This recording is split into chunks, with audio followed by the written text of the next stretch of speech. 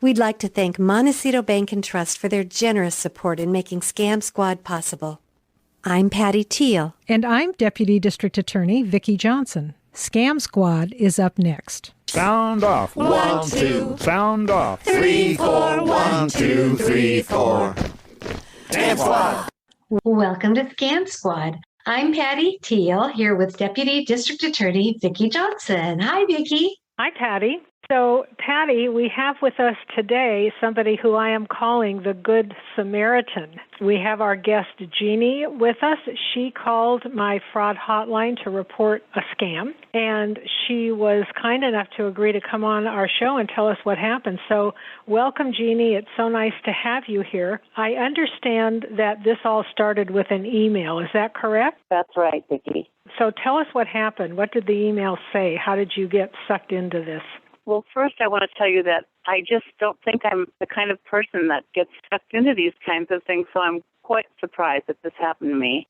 It was an email scam, and it might be helpful if I give you the background of the person that I was in email touch with. So this is a gal that lives in my apartment complex. She's a 94-year-old woman, and she's so sweet, and I've known her for a number of years. And we see each other in the halls and chat a little bit here and there, and on occasion over the last, probably I've known her for over a decade, I've asked her if there's anything I can ever do for you, and her name is Nancy. If there's anything I can ever do for you, Nancy, just here's my phone number and my email, just let me know. So that would be helpful for you to know the background to how this all came about. So she emails me. I looked at it, and I said, oh, yeah, that's Nancy's email. And it said, hi, hope all is well. I just wanted to make sure that you got this email. I'm unavailable on the phone. Can I ask for a quick favor from you? Thank you, Nancy. A few hours later when I got home, I said, hi, Nancy. I said, I just got home, and I got your message, and yes, of course, let me know. What is it can I help you with? What I thought was her was really the scammer. Emails me back, and she says, I need to get a Google Play gift card for a friend of mine who's diagnosed with stage 4 mesothelioma cancer. It's her birthday, but I can't do this now because I'm currently out of town. I tried purchasing online, but unfortunately had no luck with that. I was wondering if you could help me get it from any store near you, and I'll pay you back when I get back home. Please let me know if you can handle this.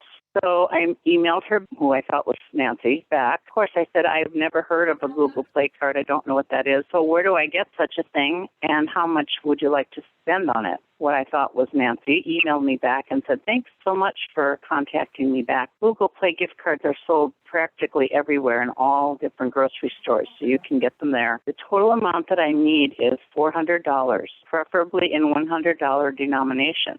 As soon as you get the cards, I need you to take them out, pull the silver strip over the back, and it will reveal the PIN numbers, which I'm going to need to send to my friend. So take a picture of it and send it all back to me in an email.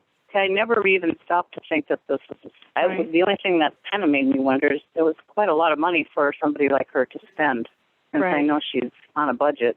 Yeah. But then I thought, well, maybe this is a really good friend of hers, and I don't know her that well to know who her best friends are. So I thought, well, maybe she just wants her friend to spend her time away from thinking about her sickness, and some things ran through my mind. But it seemed a little bit much, but okay, I'll do that. So I went down to my local store. I got the gift card. I brought them back home, and I took the cards out, and I scanned the code numbers that she wanted, and I sent them back to who I thought was Nancy, which was not Nancy, but... That evening, I thought, well, this is great. I'm so glad I could help her. So I went to bed feeling really good. And then I woke up. I get an email from her again, and it says, thanks so much. I sent the card numbers to my friend. But now I'm thinking I should send her more. I want to send her $600 more. Immediately, my heart sunk inside me. As I thought, oh, this is not right. Yeah. This is not right. So I went down where she lives, and I said, oh, Nancy, I hope I didn't wake you. Did you ask me to get you a Google Play card down at the grocery store? She said, no, I didn't, she said, and I don't know what's going on, but this is not something I did. Right. So I just knew it was wrong. When the first call I made was to you at the Scam Squad, because I've heard your radio ads before. So what I did was, after I called you, left a message, I went online to ask, how do I report a scam? And they referred me to the Federal Trade Commission. And then I thought, well, you know what? I'm going to call Google Play. I'm going to tell them what happened to me, and maybe they can stop this. I contacted them, and they emailed me right back, and they said, give us the details. And so I sent them the information I had sent the scammer, and they emailed me back. This is all in the span of about a few hours, and said, thank you for reporting. So the person can't use the code numbers, which I was so relieved. And then I thought, well, now, how do I go about getting my money back? So I called my credit card company, hadn't showed up their records yet. So they said, wait a couple of days, and once it does, we can call it a dispute. And so I did. I waited actually till a few days later, and I called, and they said, yes, we can dispute this charge. So that's where it's at right now. Jeannie, the best way to combat these folks is to do exactly what you're doing. It's called public education. These scams start in other countries. They start in places like India or Nigeria or even Canada. So our local law enforcement really can't do anything about this. And the only thing we can do is to try and get the word out, which is why we're so grateful that you agreed to come on the show. By the way, let me tell you, my motto is always there is a scam for everyone. So most of us think, oh, it would never happen to me. I would never get caught up in a scam. Well, these scammers have become so clever and so sophisticated and so targeted at what they are doing that many people, many highly intelligent professional people call me, and they all say the same thing. I can't believe I fell for this.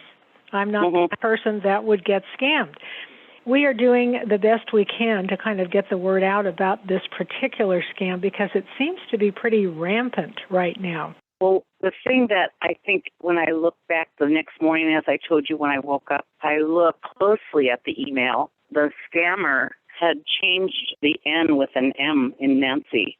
And I didn't look close enough because an N and an M are similar if you're looking. I wonder, Vicki, do you think the scammer knew somehow that Jeannie and this elderly 94-year-old woman knew each other? It seems like they must have. The only reason I say that she must have is that the first email that said, I'm unavailable by phone, but can I ask you for a quick favor? And then it said, thank you, Nancy. But she didn't say, hi, Jeannie. She just said, hi. Here's what I think, that somebody probably was able to hack into her email account and just went through the contact list. You know what? That makes sense. I would not be a bit surprised if other people in Nancy's contact list got this same message. And if they were able to hack into her account, maybe they were able to read some of the emails and they got a flavor of who these people were. You're the downstairs neighbor. Wow. So they mined the email account for any information they could have that would make their claim seem more legitimate, reasonable, that she wanted this to happen quickly and she was willing to go that extra mile, $400. So they were very clever with the way they approached you. Well, I sure bought it. That's it. I think this is where I've learned my lesson, because even if I bought the whole thing, it wouldn't be implausible for me to wait for a day. I think that it's just these scams happen and they want you to do things quickly. Yes. So now I'm learning that if I just even wait a day and then contact Nancy and just say, oh, you know, it was hard for if it was a legitimate thing, Nancy would not be angry with me that I waited one day. Right. And so that would give me a chance to check with her personally. They were very clever with the way they approached you, and you were a good Samaritan, or you were trying to be a good Samaritan. Well, she's a very dear, dear woman. So let me ask you this. What store did you go to? It was down the street at Ralph. Okay, so it was at Ralph's. And let me ask you this. Did the clerk or anybody say anything to you about, can we ask you what you're going to use these cards? Okay. So yes, the guy that rang me up said, how much do you want? I said, because I brought him 2 cards. Each card was for $200. It said from $30 to $200 on each card. So he said, how much do you want to put on these? I said, well, I'd like a total of $400, so $200 on each card. And he said to me, are you sure this is a legitimate thing? He says, because some people are getting caught in this scam. And I said, oh, no, I know this woman so well. She would not lie to me. And so I wasn't thinking in terms of someone taking over her email. Right. I know that Jeannie did not want to upset her friend Nancy by telling her anything more about these gift cards, but do you think that her computer needs to be checked? Yeah, I think that's a good point, Patty. I think in an abundance of caution, I would suggest to her that she may want to see if there's any bugs or malware in her computer. Are you talking about my computer or Nancy's? Probably both. Okay. Probably both, because this person now has your email and has gotten into your computer. So Nancy might want to check out her computer. Nancy, at the very least, would probably want to know if these notes are going out to everybody else she knows. Yeah. You know what? I will talk to her because I'm sure she's the kind of person that I could tell her what happened. Well, gosh, Jeannie, we thank you for being such a sweet person and such a good friend. All right, ladies. Thank Thanks you. so much, Jean. Take care. Bye-bye.